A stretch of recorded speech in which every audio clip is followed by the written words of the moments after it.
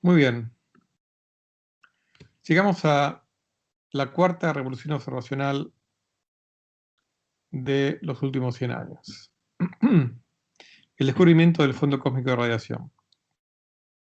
Por casualidad, en 1963, Arno Penzias y Robert Wilson, 12 investigadores de los laboratorios Bell, estaban usando una antena receptora de microondas eh, dedicada a detectar emisiones de radio de la galaxia. El tema es que detectaron un ruido isotrópico, o sea que tenía la misma intensidad en todas las direcciones.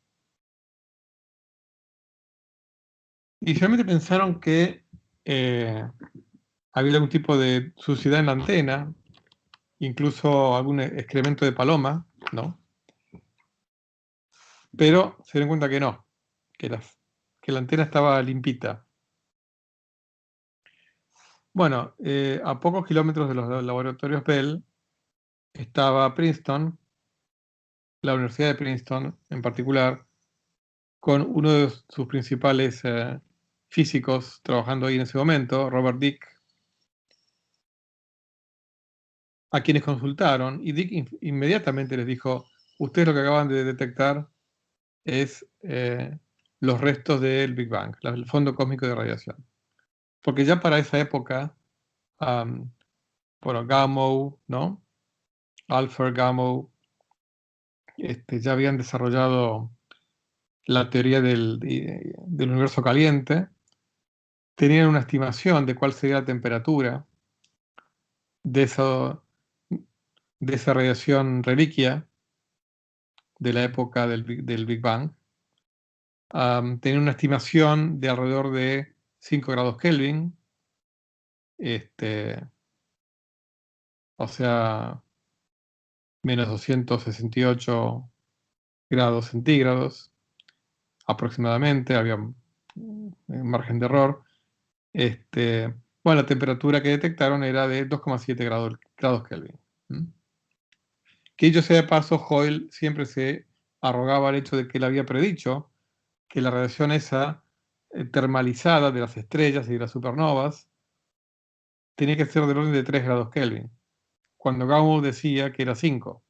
Entonces Hoyle siempre decía que al final él había predicho mejor el fondo cósmico de radiación que con su teoría estacionaria que Gamow con su teoría del Big Bang. Dicho sea de paso, quien bautizó con el nombre Big Bang fue Hoyle. Justamente, bueno, ahora lo vamos a ver eso, de forma despectiva, y quedó como el nombre de... Bueno, en el año 78, Penzias y Wilson obtuvieron la mitad del premio Nobel de Física de ese año. Bueno, el que está acá es Robert Dicke. Bueno, y justamente hablando de Gamow y de Hoyle, la guerra seguía, ¿no? Acá, bueno, me adelanté lo que dice esta transparencia. En 1948, Gamow, bueno, había predicho esa época dominada por la radiación. Además, en esa época había mayor energía y materia en forma de radiación que en forma de materia. O sea, me explico más concretamente. El porcentaje de energía en forma de radiación era mayor que en forma de materia, digamos, no relativista. La predicción era de alrededor de 5 grados Kelvin para la temperatura actual de esa radiación. Un comentario: en el final de la década del 40 no había ningún tipo de antena que pudiera medir radiación de microondas que fuera más fría que 20 grados Kelvin. Cuando digo 20 grados Kelvin, 5 es la temperatura de la radiación, suponiendo que esa radiación tiene el espectro de radiación de cuerpo negro. Bueno, y Robert Dicke había hecho cálculos en paralelo a Alfred Herman y Gamow, con un alumno al cual le dieron el premio Nobel hace pocos meses, que es James Peebles. James Peebles fue alumno de Robert Dicke. James Peebles sigue con vida. Este año publicó un libro donde cuenta de manera bastante técnica, pero muy interesante, la historia de la cosmología de los últimos años, y que bueno, es muy interesante. Pero bueno, está escrito en un lenguaje un poco técnico, pero bueno, es un libro de historia de la cosmología reciente, es muy erudito, muy, muy interesante. Em,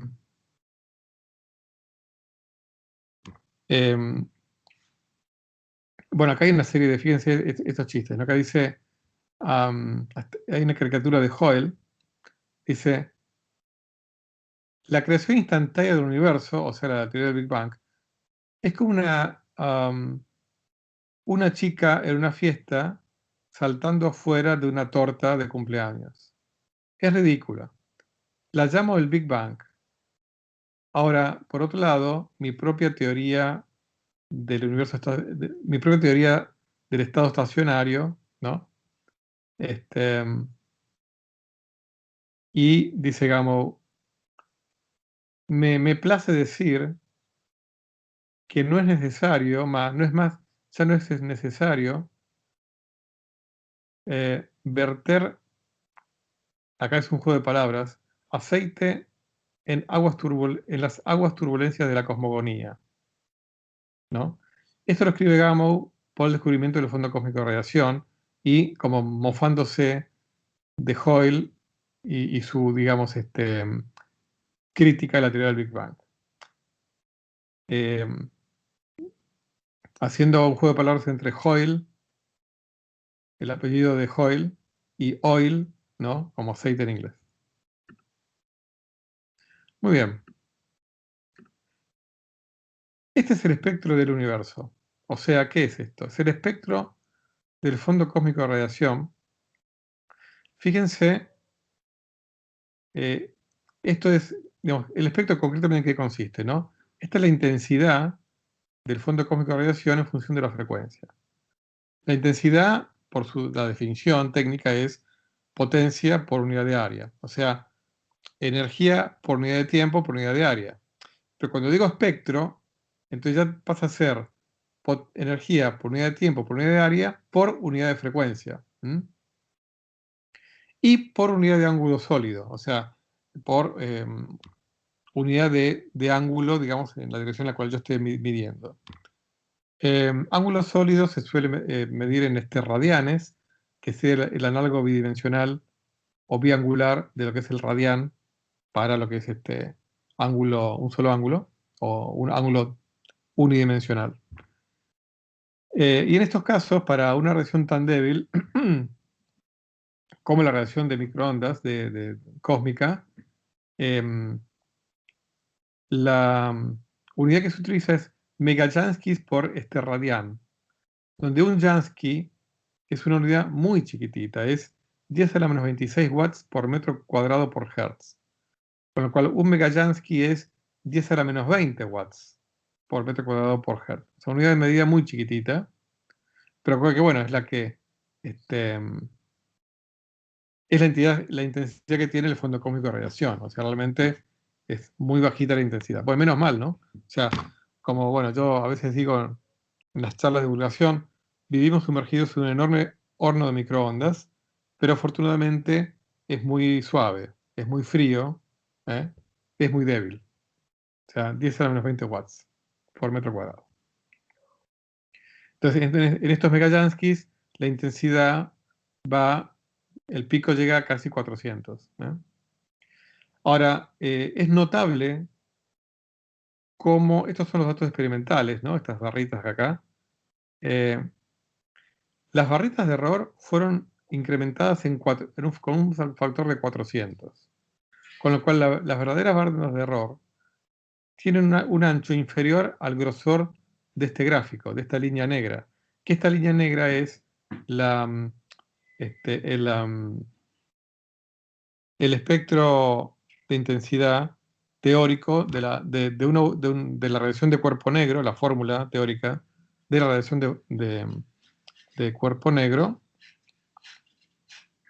de un cuerpo negro. O sea que realmente el espectro del fondo cósmico de radiación es casi a la perfección el de un cuerpo negro. ¿Mm? La temperatura corresponde a 2,725 grados Kelvin. Este es el aparato que tomó este espectro. Después vamos a hablar de aparatos y de satélites. Se han mandado al espacio satélites tanto de infrarrojo, infrarrojo en algunos casos incluye microondas, rayos X, rayos gamma, una cantidad importante de satélites se han mandado al espacio para observar el universo en estos rangos. Y bueno, acá un poco para repasar, ¿no? O sea, fíjense, acá ponemos la longitud de onda. El rango visible está aquí, que es el rango de los miles de Armstrong, ¿no? O sea, en el rango de los varios cientos de nanómetros, o del orden de unas pocas décimas de micrón. Acá está el visible, acá está el infrarrojo, acá en longitud creciente de onda, el infrarrojo. Las microondas son, digamos, el eslabón entre el infrarrojo y las ondas de radio, ¿no? Entonces las microondas son más frías o longitud de onda más larga que la radiación infrarroja, pero más corta que la de radio, ¿no? Típicamente los hornos de microondas están en este rango, pero no es una radiación de cuerpo negro el de los hornos de microondas. Tienen en este rango, pero con una intensidad bastante grande, ¿no? Mucho más grande que lo que sería la radiación de cuerpo negro eh, con una banda de emisión, con un rango similar, ¿no? Y bueno, de este lado, tenemos los rayos ultravioleta, rayos X y rayos gamma. Pablo, ¿Sí? te puedo hacer una pregunta sobre eso. Dale. ¿Se tiene conocimiento sobre los límites? Sobre eso, el espectro, hasta dónde se extienden. Y lo más extremo son los rayos gamma, y en realidad se han detectado am, este, mm, rayos gamma con frecuencias incluso mayores que lo que aparece acá. Por ejemplo, lo que se llaman los gamma ray bursts. Y los llaman los FRB, Fast Radio Bursts. Se han detectado rayos gamma con frecuencias más altas todavía que acá. Y bueno, teóricamente tiene que haber ondas de radio de longitudes de onda más grandes. Lo que pasa es que son tan débiles que son imposibles de detectar. Pero debería estar el universo poblado de ondas de radio con longitudes arbitrariamente grandes, ¿no? Mucho más grandes. Eso sale de de tipo una ecuación como si No, dijera una condición. bueno, es muy difícil, justamente no es fácil formular mecanismos por los cuales se emiten estos eh, fast radio bursts o los gamma ray bursts. Perdón, los fast radio bursts son otra cosa. Me metí algo que no tiene nada que ver con el tema de los dos gamma. Tienen que ver con ondas de radio, perdón, me corrijo. Pero los gamma ray bursts no es fácil generar mecanismos, pero bueno, en muchos casos puede tener que ver con discos de acreción alrededor de agujeros negros. En el caso de ondas de radio, en realidad uno puede imaginarse radiación emitida por objetos muy distantes que estaban fríos en el momento que fueron emitidos, la radiación, y que luego de miles de millones de años su radiación fue corrida hacia el rojo ya a niveles de ondas de radio muy grandes, ¿no? Ahora, no hay fuentes electromagnéticas mucho más acá. Sí gravitacionales, con longitudes de onda más grandes, mucho más grandes que este límite acá de la derecha del gráfico. Ahora, ondas electromagnéticas, ya te digo, sí, pueden llegar a algunos cientos o miles de metros, pero no mucho más de eso, al menos que se sepa. Bueno, gracias. No, de nada. Y bueno, como ponerle cifras a esto, eh, digamos, estamos rodeados de una radiación que fue emitida, les cuento por ahora sin demostración, unos 480.000 años después del Big Bang, que ahora representa unos 400 fotones por centímetro cúbico, eh, y nos atraviesan más o menos 10 billones de fotones por segundo por centímetro cuadrado. Bueno, acá hay que corregir esto.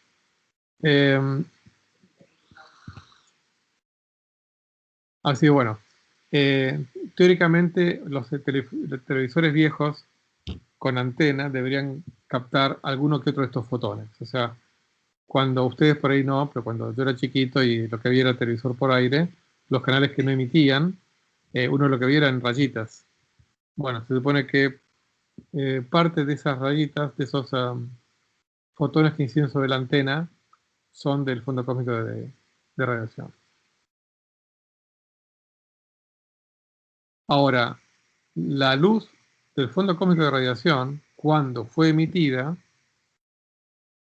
en la época que fue emitida, fue visible. Ahora está en está en la forma de ondas de radio, pero fue visible. Lo que pasa que desde que se emitió, después vamos a ver por qué, pero desde que se emitió, o cuando se emitió el fondo cósmico de radiación, el universo estaba a 10.000 grados y era 1000 veces más chico de lo que es ahora. Por eso que la longitud de onda de esa radiación se elongó 1000 veces. Entonces, era visible, estaba en el orden de los micrómetros, se elongó 1000 veces, pasó a tener del orden de este, los milímetros, ¿no? Muy bien.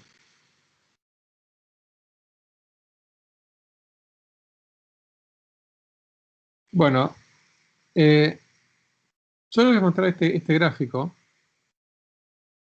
estos gráficos que les voy a explicar de qué se trata. Ahora ya nos vamos metiendo ya en la década del 60, 70. Vamos a ver una distribución angular de galaxias. En realidad, de todas las galaxias más brillantes que, o sea, si quieren, el límite de magnitud aparente m igual a 14,5. Acá vamos a tomar la convención hispana. Y con corrimientos al rojo de hasta 3.000 km por segundo. O sea, en este catálogo que está acá, lo que hay son galaxias que se están alejando de nosotros como máximo a 3.000 km por segundo. ¿Eh? Y que tienen una magnitud aparente de no más de 14,5, o si quieren no menos, ¿no? Porque en realidad la magnitud aparente decrece con luminosidad aparente creciente.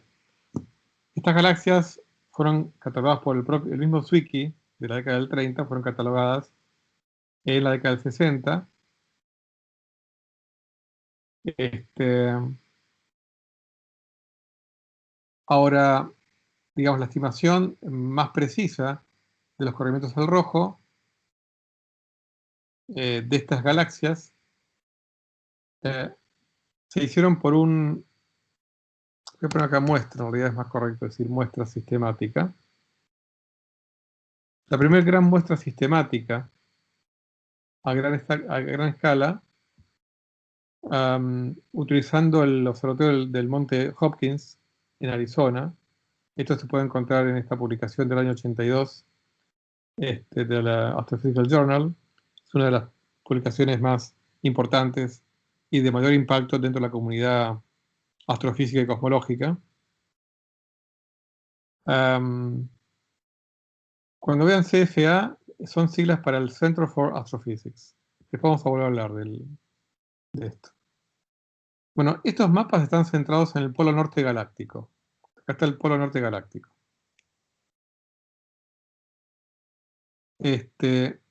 que por supuesto el polo norte galáctico es perpendicular al plano de la Vía Láctea.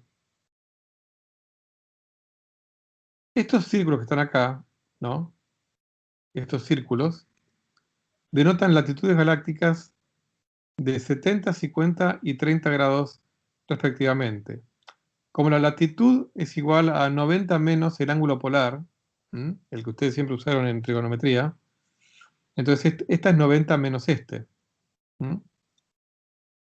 Entonces, sería el ángulo polar, 20, 40, 60, es 0, 20 grados, ángulo polar 20 grados, 40 grados, 60 grados. Este es el polo norte galáctico, no confundir con el polo norte celeste. El polo norte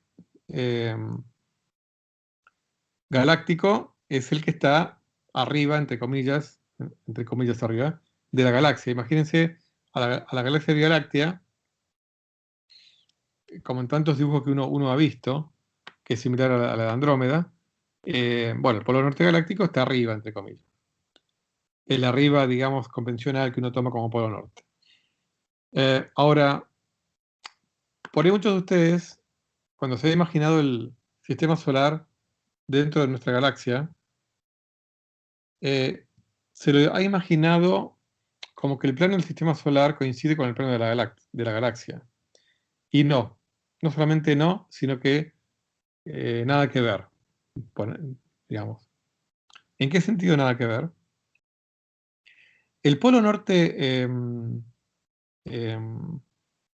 celeste, que tiene que ver con el eje de rotación de nuestro planeta, que ya de por sí ustedes saben que está inclinado unos 17 grados respecto del plano de la eclíptica, o sea, el plano del sistema solar, pero a su vez, ese polo norte celeste, o sea, el eje de rotación de la Tierra, que en realidad, además, algunos de ustedes sabrá, está precesando, ¿no?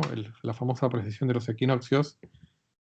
Pero bueno, eso es algo que por ahora no nos interesa, es que da un giro una vez cada 26.000 años. Pero digamos, ese polo norte celeste, el cual hay que corregir por esta precesión de los equinoccios. Pero no importa, no nos compliquemos con eso. El polo norte celeste, el ángulo que hay entre el polo norte celeste, que es el eje de rotación de nuestro planeta, y el polo norte galáctico, que tiene que ver con el eje de rotación de la galaxia, que coincide con el eje de rotación con que el Sol gira alrededor de la galaxia, que da una vuelta cada 300 millones de años, ¿no? Dicho sea de paso. Está bastante inclinado. De hecho, está inclinado en 62,6 grados. Entonces, el ángulo que hay entre el polo norte galáctico y el polo norte celeste es de 62,6 grados.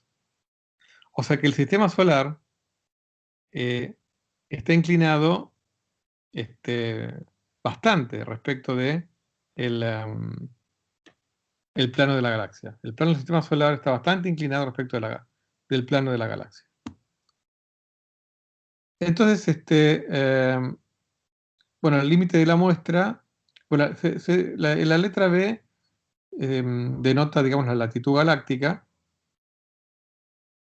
Que está, bueno, por acá, la latitud, el límite, digamos, del gráfico este, está en 40 grados. ¿Por qué? Porque, digamos, en latitudes más bajas, ya son pocas las galaxias que se ven debido a lo que ya les comenté la otra vez, el polvo de la Vía Láctea, ¿no? Entonces, por eso acá, por aquí está todo bastante vacío, ¿no? Porque aquí está, digamos, ya son latitudes bajas donde el polvo, ya estamos en el plano de la Vía Láctea, ¿no? Lo que se llama en inglés zone of avoidance, en la zona donde, bueno, no se puede ver demasiado. Perdón. Bueno, estas líneas punteadas se incluyeron, esto está en un libro justamente de Peebles, hablando de Peebles, un libro de Peebles, pero no el que publicó este año, sino uno del año 93, que se llama Principles of Physical Cosmology, del cual he sacado algo de información también, que por más que tiene 27 años, sigue siendo de mucha actualidad y utilidad, ¿no? Las líneas estas punteadas denotan las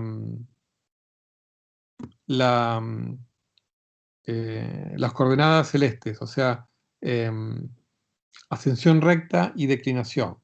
La ascensión recta y declinación son las coordenadas celestes que toman como eje el polo norte celeste, que tiene que ver, como le digo, con el eje de rotación de la Tierra, ¿no?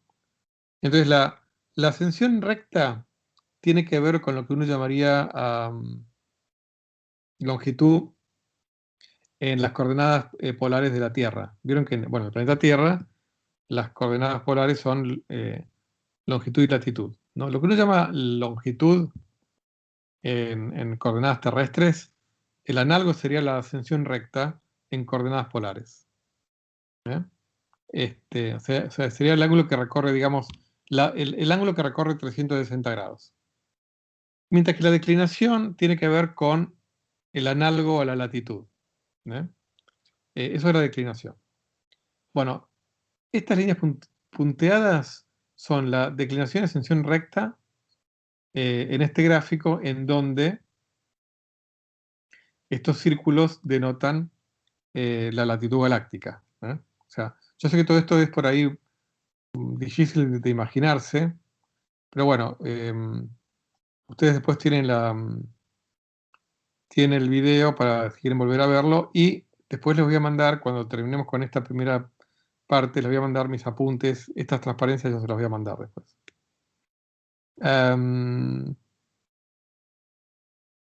Así bueno, la ascensión recta se denota con la letra alfa y la declinación con la letra delta. Bueno, el límite del catálogo también está en declinación delta igual a 0.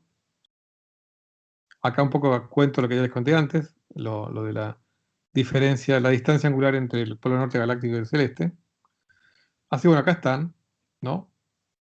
Estos son gráficos que aparecen en esta publicación de 1982.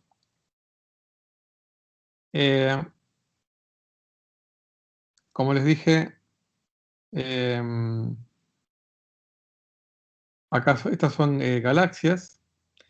En el panel de la izquierda son las galaxias más luminosas, que son las que tienen menor magnitud absoluta. Acuérdense que las magnitudes, aunque confunda un poco, pero las magnitudes, tanto absoluta como aparente, disminuyen con brillo creciente. O sea, cuanto más negativa es una magnitud, es porque es más brillante la galaxia o el objeto astronómico que se trata. Acá están las galaxias con magnitud absoluta menor que menos 18,5. Y en la derecha están las menos luminosas, o sea, las que tienen magnitud mayor que menos 18,5. Muy bien. Bueno, acá se alcanza a ver un poco que hay diamantes, signos más y pentágonos acá. Bueno, los pentágonos, como acá lo que hay son ángulos, no hay distancias acá. Entonces, los pentágonos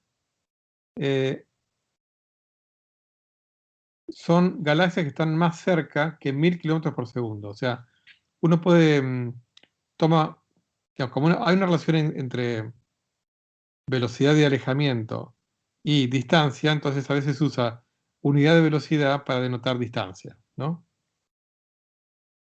Entonces, los pentágonos son las galaxias que están más cerca que 1000 kilómetros por segundo. Los diamantes son galaxias que están o que se alejan de nosotros entre 1000 y 2000 kilómetros por segundo, y los signos más son las que están más lejos, que son las que se alejan a más de 2000 kilómetros por segundo. Fíjense, en la declinación, bueno, estas son curvas de isodeclinación, o sea, curvas de declinación celeste constante. A 13 grados de declinación, más o menos, y ascensión recta 12 horas y media, casi 12 horas 25, por acá, ¿no? Esto es en coordenadas celestes, en coordenadas celestes, que en coordenadas galácticas son distintas. Uno, digamos, estaría cerca de la latitud galáctica 20 grados, bueno, por ahí. Ahí está el cúmulo de Virgo. Está acá y está acá. O sea, ¿por qué? Porque el cúmulo de Virgo tiene tanto galaxias muy luminosas como galaxias poco luminosas. Entonces, esto es el cúmulo de Virgo, que como les dije es el cúmulo al cual de alguna manera nosotros estamos ligados. El cúmulo de Virgo, en realidad, también lo que tiene es el supercúmulo de Virgo. O sea, hay un montón de cúmulos que en realidad pertenecen a un supercúmulo que tiene el mismo nombre, el cúmulo de Virgo. Y que está, cuyo baricentro, cuyo centro gravitacional está más o menos a 50 millones de años luz.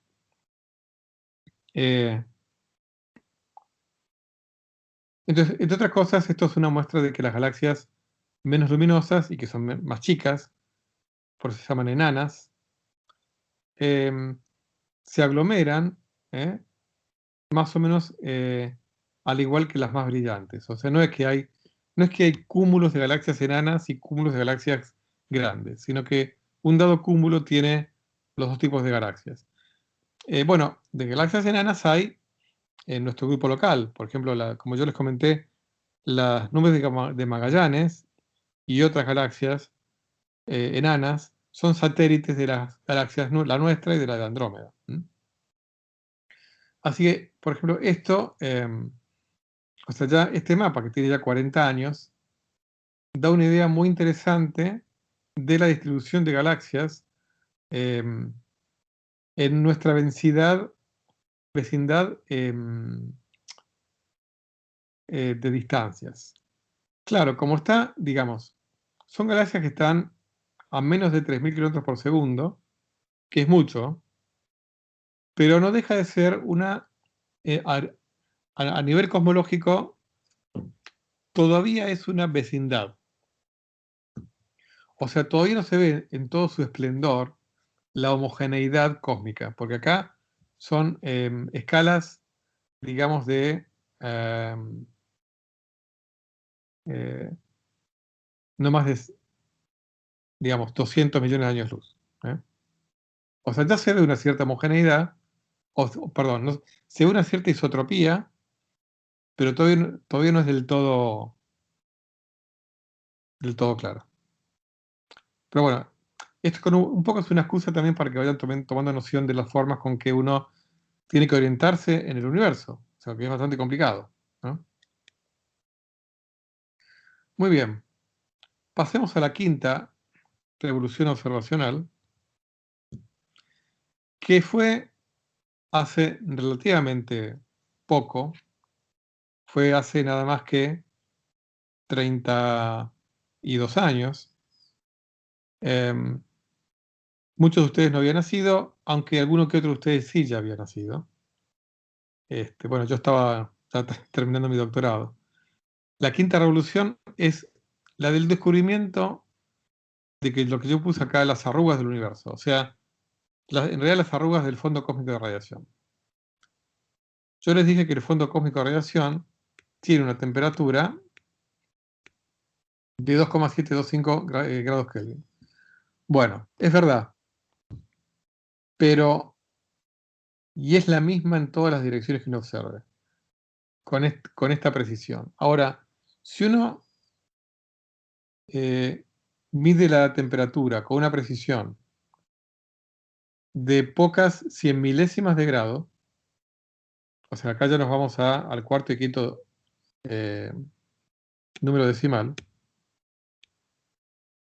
ahí sí vemos diferencias si vamos cambiando la dirección en la cual observamos, ¿no? Pero para eso hubo que desarrollar un instrumento lo suficientemente sensible y ponerlo en órbita, para que esté a salvo de todas las aberraciones o influencias de nuestra atmósfera. Y para eso la NASA lanzó, el 18 de noviembre de 1989, el COBE, Cosmic Microwave Background Explorer, el explorador del fondo cósmico de radiación. Fue el que primero detectó esas pequeñas arrugas. Y fue un gran descubrimiento. ¿Por qué? Y porque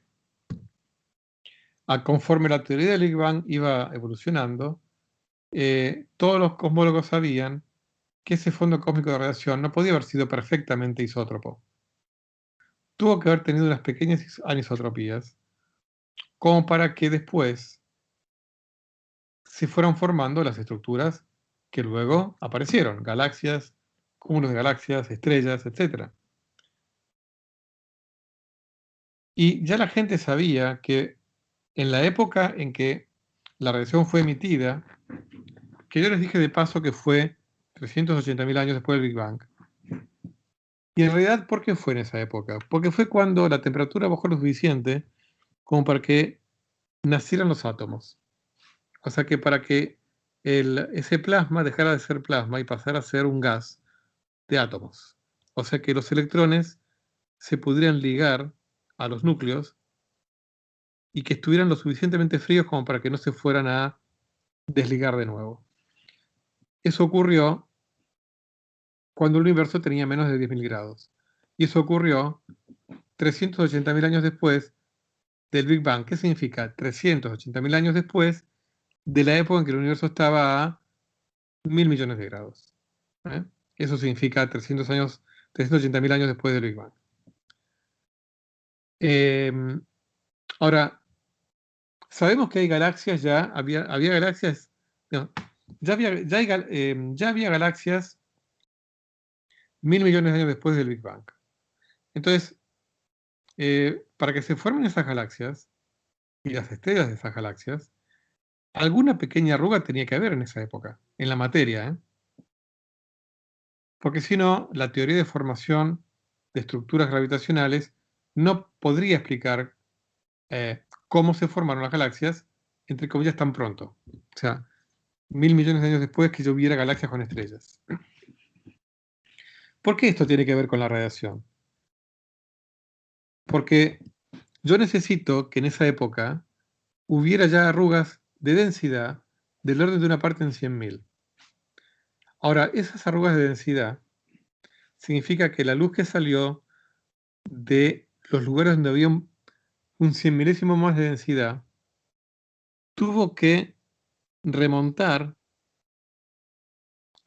un pozo de gravitación o un pozo de potencial gravitacional, o tuvo que luchar contra la fuerza de gravedad un poquitito más que la radiación que vino de una región donde había un 100 milésimo menos de densidad. En gravitación, cuando la luz tiene que remontar un pozo de gravedad, pierde energía, y como la energía de un fotón se traduce en su frecuencia, pierde frecuencia, y por lo tanto se hace un poquitito más rojo.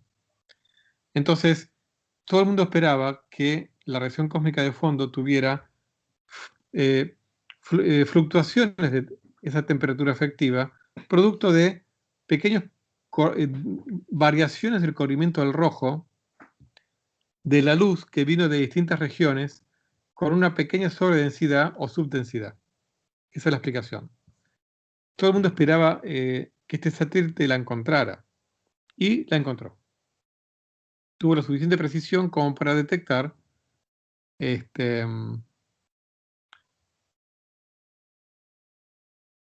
pequeñas arrugas. Muy bien.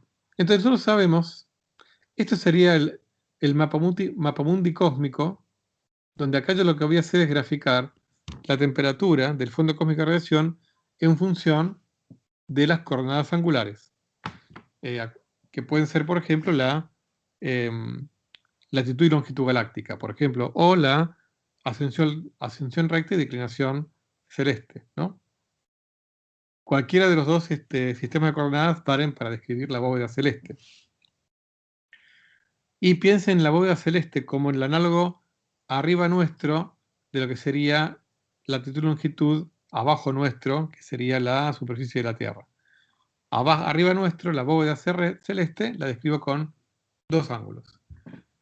Que si hago una especie de mapamundi, donde acá sería un mapa universus, en lugar de mapamundi, mapa universos, imaginen el análogo del mapamundi, donde acá está América, Europa, Asia, por acá Australia. Imagínense que acá está la longitud y la latitud, pero de la bóveda celeste. Cuando yo mido la temperatura del fondo cósmico de radiación con una precisión por debajo de las 10 milésimas de grado Kelvin, lo que obtengo es esto. No tengo ningún tipo de arruga. ¿Ah? Muy bien. Cuando yo mejoro mi precisión, obtengo algo así. ¿Eh? Y cuando lo mejoro un poquito más, obtengo algo así.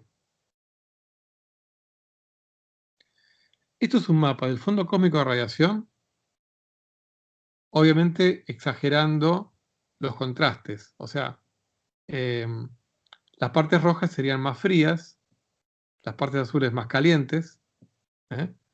Pero acuérdense, acá estamos hablando de que estas partes son 100 milésimos de grado más frías que estas partes. O sea que acá está exagerado como para ver.